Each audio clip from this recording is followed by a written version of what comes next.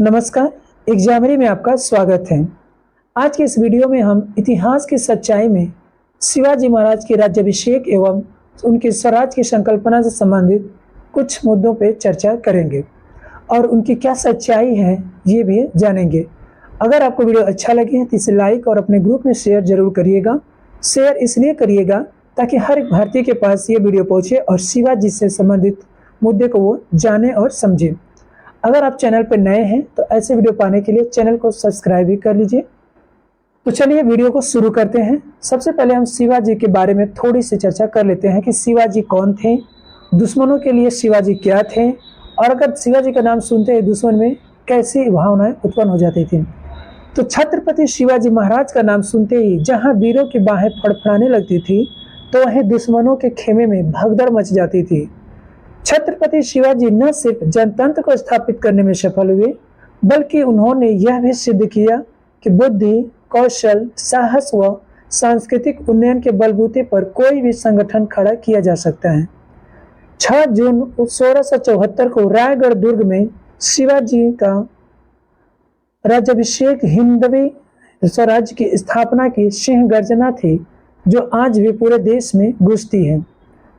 अब से 350 वर्ष पहले छत्रपति शिवाजी के राज्याभिषेक को भारतीय संस्कृति के इतिहास की अनमोल घटना माना जाता है। इसने भारत के जनमन को बहुत ज्यादा प्रभावित किया।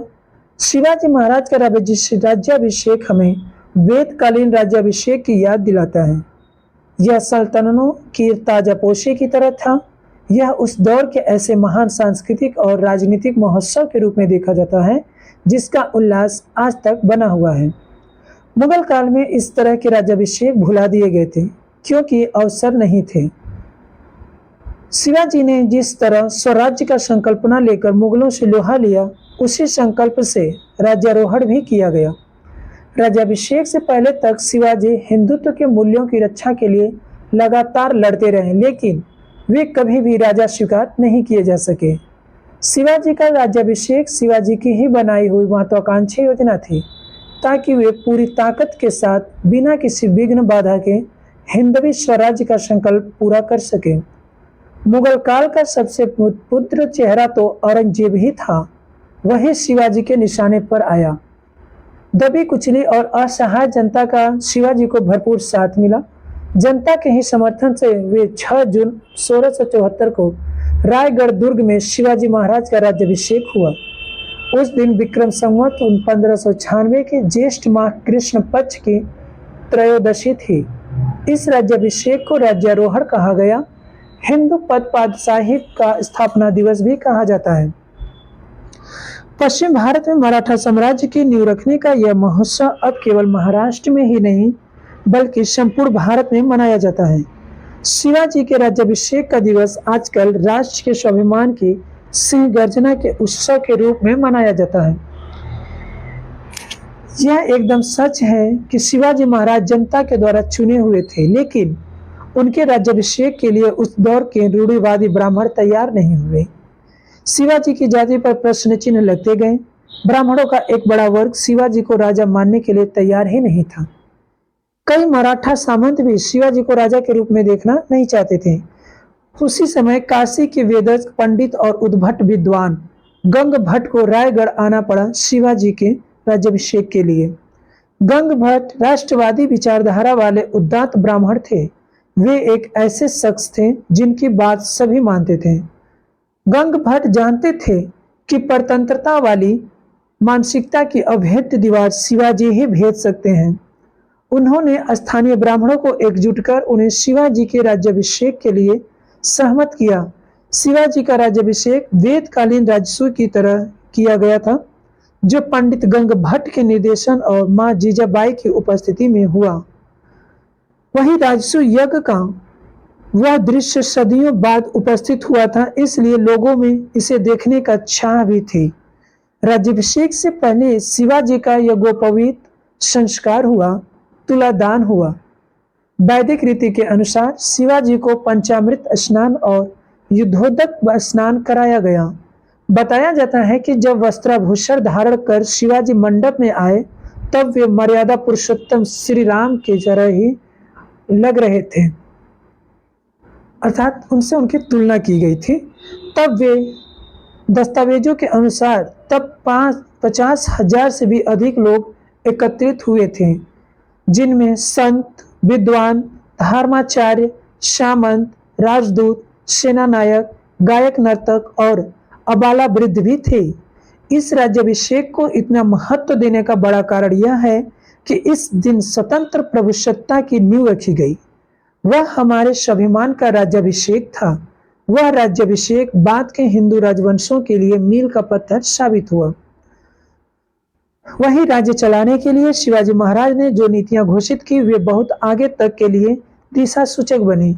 यहाँ तक कि 20वीं शताब्दी के आरंभ में लोकमान्य बाल गंगाधर तिलक ने जब स्वराज्य को जन्मसिद्ध अधिकार कहा, तो वह भाषा शिवाजी महाराज की ही थी। आइए अब हम धर्मनिष्ठा के पथ पर प्रदर्शक की ओर दृष्टिकोण डालते हैं। शिवाजी का युद्ध शास्त्र अपना था, तो नीति शास्त्र भी अपना ही था। शिवाजी के नीति शास्त्र और उनकी राजनीति के सूत्रों से भारत के स्वतंत्रता संग्राम की बुनावट हुई।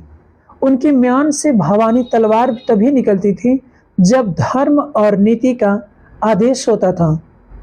संगठन में उनका दृढ़ विश्वास था। राज्याभिषेक के दिन जिन 8 प्रधानों को उन्होंने दायित्व सौंपा, वे शिवाजी के राजनीतिक निश्चयों के साकार रूप थे। राज्याभिषेक के तत्काल बाद दक्षिण में स्वराज्य स्थापना के लिए शिवाजी का प्रस्थान और उनकी दक्षिण विजय को भारत के इतिहास में युगांतरकारी माना जाता है। शिवाजी जैसे वीर थे, वैसे ही धर्मनिष्ठ भी थे। समर्थ गुरु रामदास से वे सदैव प्रेरणा लेते रहे। दासबोध उनका कवच था। सनातन धर्म पर उनकी आस्था अटूट थी, लेकिन वे धर्म सहिष्णु भी कम नहीं थे। वे संप्रदायवाद से बहुत ऊपर उठे हुए सहृदय सम्राट की तरह थे। सर्वधर्म समभाव के जैसे उदाहरण शिवाजी के जीवन में मिलते हैं, वैसे अन्यत्र दुर्लभ हैं। एक बार लूट के सामान में कुरान शरीफ की पोथी आ गई। जब तक वह पोथी ससम्मान उसके स्वामी तक नहीं पहुंच गई, तब तक शिवाजी चैन से नहीं बैठे थे। शिवाजी ने एक बार भी इस्लाम धर्म का अनादर नहीं किया। वे इस विचारधारा के विरुद्ध थे जो मनुष्य की धार्मिक आस्थाओं पर प्रहार करती है और मनुष्य को मनुष्यता के विरुद्ध खड़ा करती है। शिवाजी ने राज्यारोहण के साथ ही वे नियम भी बनाए जो स्त्री की प्रतिष्ठा और मनुष्य की सामाजिक आर्थिक उन्नति के लिए सहायक हों। नौसेना को आज भी शिवाजी और उनके सामरिक बुनियादी चिंतन से जोड़कर देखा जाता है। छत्रपति शिवाजी के चरित्र की विशालता को जानना हो तो हमारे पास 2 विकल्प हो सकते हैं। एक है शिवाजी के राजकवि भूषण की वीर कविताएं, दूसरा है अंबिका दत्त व्यास का आधुनिक संस्कृति में लिखा गया बेजोड़ उपन्यास शिवाराज विजय। इसमें प्रचंड आवेग है, ओज है और प्रामाणिकता भी है। विगत 5 सदियों में भारतीय जनमानस पर जैसा प्रभाव शिवाजी के चरित्र का हुआ, वैसा किसी और राजा का नहीं हुआ। भले ही वे वीर शिवाजी का जीवन काल बहुत छोटा था, लेकिन उनका पाठ संपूर्ण भारत में स्वाभिमान को जगाए रखने में आज भी मंत्र जैसी आग रखता है, जिनका आज भी पालन करके देश को एकजुट रखने और स्वराज्य स्थापित करने का मार्ग मिल सकता है। शिवाजी ने 1674 में नौसेना की भी स्थापना की थी, ताकि अरब, पुर्तगाली, ब्रिटिश और समुद्री लुटेरों से कोंकण और गोवा के समुद्री इलाकों की रक्षा की जा सके। नौसेना के जनक कहे जाने वाले शिवाजी महाराज के पास उस समय 500 से ज्यादा जहाजें थे। इसके अलावा शिवाजी महाराज ने 20 युद्धपोत भी बनवाए थे। तो ये था शिवाजी से संबंधित उनके जीवन की कुछ चरित्र और उनके जीवन की कुछ बातें। आइए अब हम इनसे संबंधित अपने इतिहास में झांकते हैं। हमारे इतिहास में बहुत से राज्याभिषेक के भी उदाहरण प्राप्त हैं, एक दृष्टि उस पर भी डाल लेते हैं। देश में राज्याभिषेकों का भी गौरवशाली इतिहास है। उसके बहुत सुंदर विवरण हमें वैदिक युग से लेकर अब तक मिलते हैं। यज्ञों में भी राजसु यज्ञ ही प्रधान होता था। उसके जितने भी ब्यौरे मिलते हैं वे सब के सब राज्याभिषेक की ओर इशारा करते हैं। प्राचीन काल में समस्त राज्याभिषेक यज्ञ नामक संस्था में ही होते थे और उसकी विधि बहुत सरल नहीं थी। राजा को संकल्प लेने होते थे और अग्नि की साक्षी मानकर जनता को वचन भी देने पड़ते थे। प्रसिद्ध राजाओं के जिन महत्वपूर्ण राज्याभिषेकों की सूचना हमें मिलती है उनमें श्री राम का राज्याभिषेक तो सिरमौर माना जाता है। श्री राम का राज्याभिषेक 14 वर्ष के वनवास और रावण वध के बाद जिन परिस्थितियों में हुआ वह आज भी अत्यंत पूजा भाव से देखा जाता है। इतिहास में वे ही राज्याभिषेक चर्चित हुए जो किसी नायक के कठिनतम संघर्ष की अंतिम और सुखद परिणति के रूप में देखे गए। ऐसे ही उदाहरण हैं सम्राट अशोक, चंद्रगुप्त मौर्य और विक्रमादित्य के राज्याभिषेक को भी भारतीय गणराज्यों के इतिहास में महत्वपूर्ण स्थान हासिल है। आज के इस वीडियो में बस इतना ही। धन्यवाद।